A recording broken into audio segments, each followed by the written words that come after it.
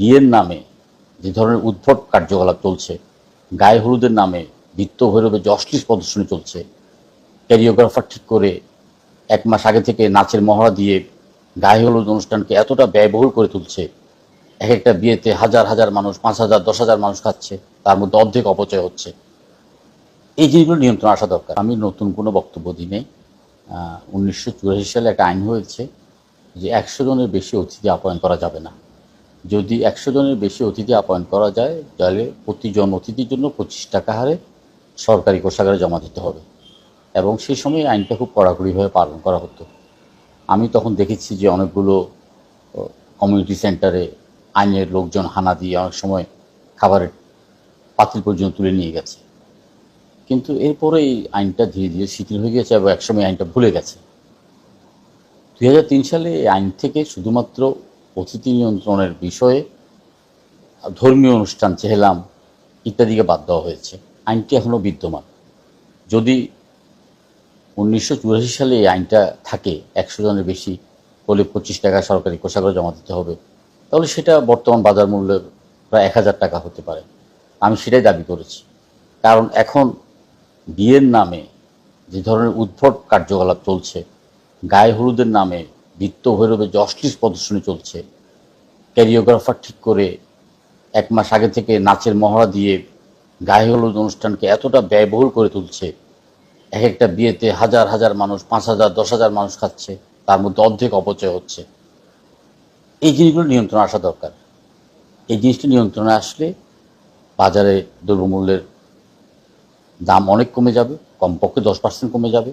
এছাড়া যিনি অনেক সময় বাধ্য হয়ে অনেকে দাওয়াত দিতে হয়, এই আইনটি কার্যকর থাকলে সেই বাধ্যবাধকতা কমে যাবে।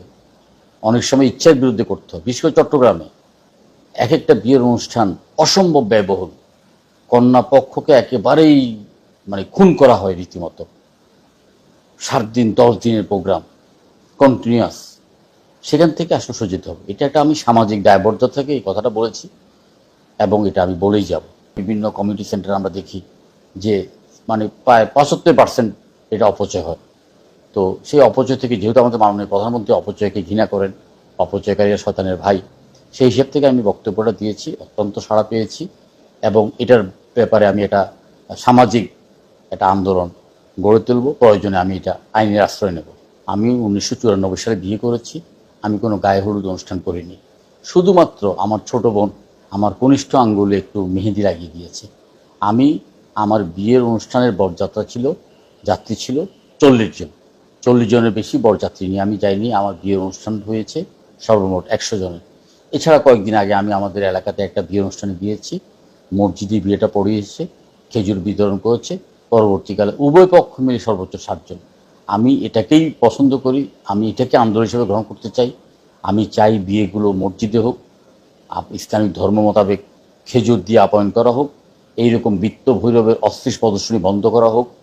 আর গায়ে হলুদের নামে যে ব্যয়াপনা, যে উলঙ্গপনা, আপনার যেই বিভৎসতা, এটা মেনে নেওয়া যায় না। এটা আসলে খুবই কষ্টকর। আমাদের মতো একটা মুসলিম প্রধান দেশে এই ধরনের গায়ে হলুদটা ধর্মীয়ভাবে এলাও নয়। আমি এটার বিরুদ্ধে আমি কথা বলছি। আমি ধন্যবাদ জানাচ্ছি মিডিয়াকে। আজকে ব্যাপক মিডিয়া আজকে এটার ব্যাপারে তারা এই জিনিসটা কভার করেছে, এবং একজন আইনজীবী তিনি পুরনো যে দুটো গ্যাজেট বের করে প্রবন্ধ লিখেছেন। আমি আশা করব এই প্রবন্ধের মধ্য দিয়ে সকল ধরনের বিতর্কের অবসান ঘটবে। অনেকেই মন্তব্য করেছে যে ব্যাপারটা আসলে সঠিক, এটা বাড়তি চাপ সৃষ্টি করা হয় কনেপক্ষ বরপক্ষ উভয় প্রতি। তারপর অনেকে বলেছে বিয়ের কাবিন অস্বাভাবিক টাকায় বৃদ্ধি পেয়েছে, সেটার ব্যাপারে আমাদের কথা বলতে হবে। আমাদের যেহেতু সামাজিক দায়বদ্ধতা আছে, আমরা এই জিনিসটা নিয়ে কথা বলবো, জনমত সৃষ্টি করব, এবং সরকারকে আইন পরিবর্তন করে এটাকে আরও শক্তভাবে প্রয়োগ করার জন্য আমরা সংসদে দাবি তুলব।